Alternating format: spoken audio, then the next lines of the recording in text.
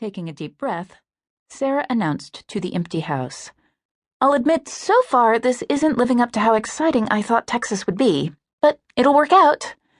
Maybe I watched too much Dallas, but I'm not ready to give up on my fantasy just yet." She could almost hear her brother's telltale sigh, which was often followed by a lengthy lecture. Charles Dery was a successful Wall Street investor and a self-appointed dictator when it came to his little sister.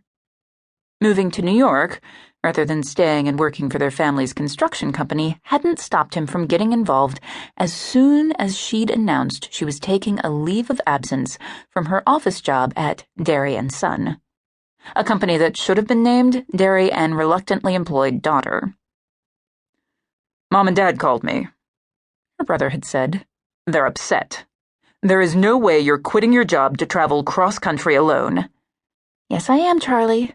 "Why the hell are you doing this?" he'd stormed. "I need this," Sarah had fired back, knowing that a deeper conversation wasn't possible between them. "I need this. Before it's too late. Maybe it already is. 25. What is it about a milestone birthday that makes a person reassess her life? She'd graduated from the University of Rhode Island with a bachelor's degree in English, but she could easily have gotten a degree in basket weaving for all she'd done with it since. Lucy's question had haunted her, especially during her last birthday party when the forest of candles on her cake had hit Sarah like a flaming dose of reality. How did I lose myself? She wished there had been one grand event she could blame, but the truth was discontent had arrived much less dramatically than that.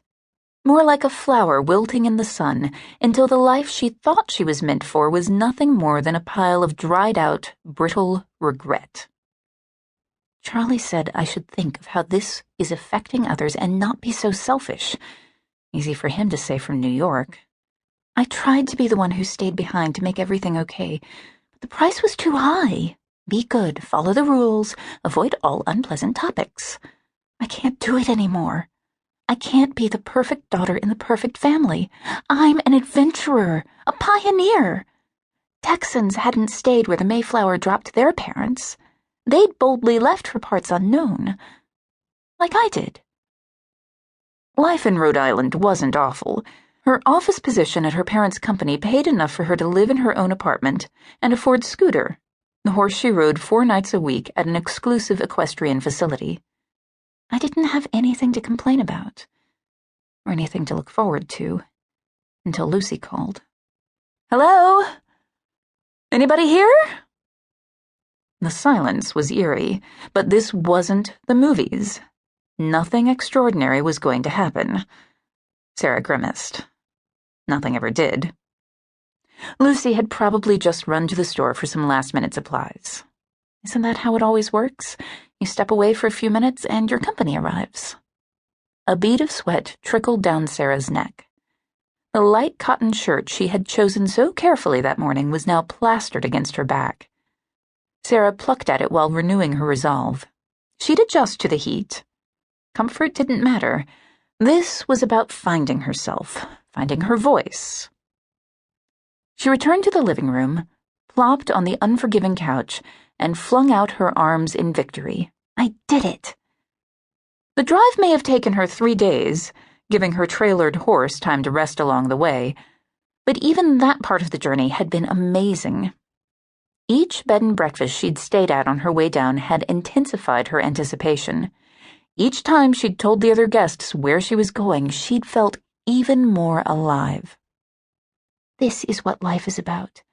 Seeing new places, meeting new people, grabbing life by the balls and squeezing until it coughs up a story worth telling. I should write that down. She whipped out the purple spiral notebook she'd purchased specifically for this trip and stopped halfway through recording her thoughts, hesitating before writing a word she normally avoided. Balls. I'm 25, not 5. Writers are not afraid of words. On the very first page of her notebook, she wrote, "Balls, balls, balls," and smiled with pride. With renewed enthusiasm, she wrote, "Big balls."